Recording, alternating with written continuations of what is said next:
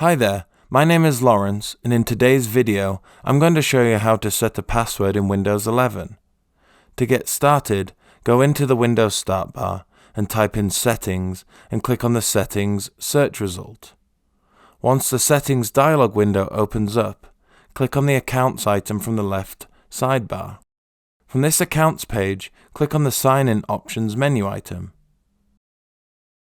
Now from this page, click on the Password menu item.